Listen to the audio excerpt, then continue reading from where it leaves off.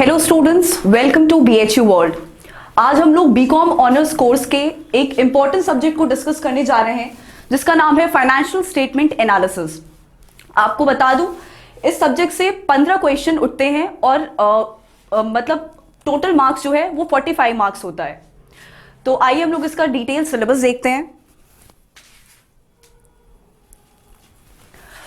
किसी भी चीज को एनालाइज करने से पहले हमें अगर हम लोग फाइनेंशियल स्टेटमेंट एनालिसिस पढ़ रहे हैं तो फाइनेंशियल स्टेटमेंट्स जान लेना बहुत जरूरी है। तो पहले आइए देखते हैं what is the meaning of financial statements of the company.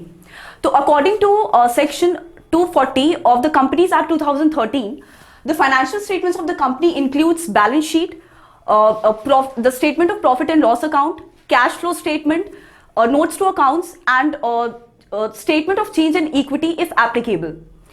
तो ये तो हो गया जो कि कंपनीज एक्ट में दिया हुआ है। इसका बेसिक मतलब ये होता है कि जो अकाउंटिंग प्रोसेस का एंड प्रोडक्ट होता है उसे ही हम financial statements of the company बोलते हैं।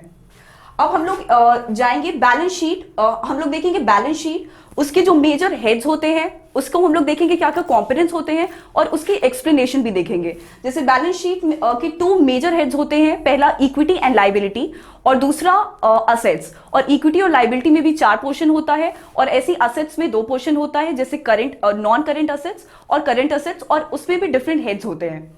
वैसे ही similarly statement of profit and loss के पहले हम लोग मेजर हेड्स डिस्कस करेंगे। जैसे उसमें 2 मेजर हेड्स होते हैं, रेवेन्यू एंड एक्सपेंसेस। रेवेन्यू में 2 मेजर हेड्स होते हैं, रेवेन्यू फ्रॉम ऑपरेशंस जो कि बिजनेस की रेगुलर एक्टिविटी से जो हमें पैसा मिलता है, और अदर इनकम जैसे कि फिक्स्ड असेट सेल किया हमने या कोई हमारा बैड डेट्स रिकवर हो गया। और एक्सपेंसेस में भी हम लोग जितने भी कंपनी के day to day expenses, heavy expenses जो भी होते हैं उसको हम लोग as a head of statement of profit and loss discuss करेंगे। नेक्स्ट आ जाता है, हम लोग फाइनेंशियल स्टेटमेंट को अच्छी तरीके से समझ लेने के बाद देखेंगे कि फाइनेंशियल स्टेटमेंट एनालिसिस की मीनिंग क्या है। अब होता यह है कि फाइनेंशियल स्टेटमेंट एक रॉ रिकॉर्डेड डेटा होता है जो कि हिस्टोरिकल अकाउंटिंग इंफॉर्मेशन पे बेस होता है। अब हम लोग को उसको एनालाइज करने के लिए डिफरेंट टूल्स यूज करने पड़ते हैं, और ऐसा इसलिए होता है, हम लोग ये टूल्स इसलिए यूज करते हैं क्योंकि बहुत सारे जो यूजर्स होते हैं, लाइक इंटरनल यूजर्स आप ले लें, मैनेजमेंट, एम्प्लॉयज, लेबर, और जो एक्सटर्नल यूजर्स होते हैं, क्रेडिटर्स, डेटर्स, हमारे जो बैंक कंपनी को लोन प्रोवाइड करती है, उनको कंपनी की प्रॉफिटेबिलिटी, सॉल्वेंसी, क्या पोजीशन है मार्केट में, ये जानने में उन्हें इंटरेस्ट होता है। तो इसलिए हम लोग इन टूल्स के थ्रू कंपनी की फाइनेंशियल स्टेटमेंट्स को एनालाइज करते हैं। आइए देखते हैं कि कौन कौन से टूल्स हैं और उसे हम लोग डिटेल में डिस्कस करेंगे। पहला है कंपैरेटिव स्टेटमेंट, दूसरा है कॉमन साइज स्टेटमेंट जिसमें हम लोग कोई भी कॉमन बेस लेते हैं। बैलेंस शीट के केस में वो बेस टोटल ऑफ असेट्स या टोटल ऑफ लायबिलिटी होता है, और statement of profit and loss के केस में वो रेवेन्यू फ्रॉम ऑपरेशंस होता है।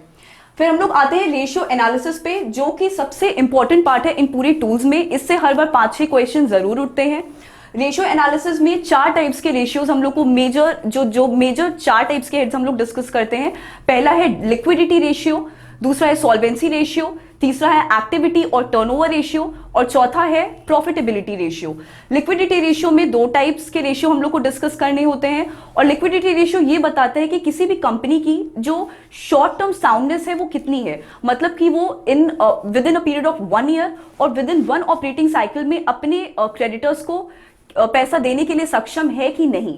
सॉल्वेंसी रेशियो में यही चीज हम लोग लॉन्ग टर्म बेसिस पे देखते हैं कि long term financial soundness company की है या नहीं। सिमिलरली एक्टिविटी रेशियोज में हम लोग ये चेक करते हैं कि जो भी कंपनी के पास रिसोर्सेज हैं वो उसे कितने अच्छे तरीके से रेवेन्यू में कन्वर्ट कर पा रही है। और प्रॉफिटेबिलिटी रेशियो के थ्रू हम लोग ये देखते हैं कि जितना कंपनी सेल कर रही है उससे उसका प्रॉफिट कितना हो रहा है उसके कंपैरिजन में। फिर हम लोग आते हैं कैश फ्लो स्टेटमेंट में। ये भी बहुत इंपॉर्टेंट पार्ट है इस पूरे टूल्स में। कैश फ्लो स्टेटमेंट में हम लोग ये देखते हैं कि हम लोग के जो एक अकाउंटिंग पीरियड से, मतलब एक अकाउंटिंग पीरियड में हमारे पास कितना कैश आया, कितना आउटफ्लो ऑफ कैश था और कितना इनफ्लो ऑफ कैश था। फिर हम लोग दूसरे पे आ जाते हैं fund flow statement. Fund flow statement एक वो स्टेटमेंट है जो कि हमें एप्लीकेशन ऑफ फंड्स दिखाता है। अब आप बोलेंगे मैम फंड्स और कैश, ये आप क्या बोल दी। कैश में हम लोग बस कैश देखते हैं, और फंड मतलब होता है करंट असेट और माइनस करंट लायबिलिटी। तो फंड फ्लो स्टेटमेंट में हम लोग उसे डिस्कस करते हैं। फिर ट्रेंड एनालिसिस और ब्रेक इवन एनालिसिस, ये इतने इंपॉर्टेंट टॉपिक्स नहीं है, लेकिन इसे भी हम लोग डिस्कस करेंगे क्योंकि हम लोग ये सोचेंगे कि हमारा कोई भी पोर्शन ना छूटे। तो इस समय मेरी तरफ से इतना ही। अगर आपको वीडियो पसंद आए तो लाइक करें, शेयर करें और सब्सक्राइब करें। Thank you.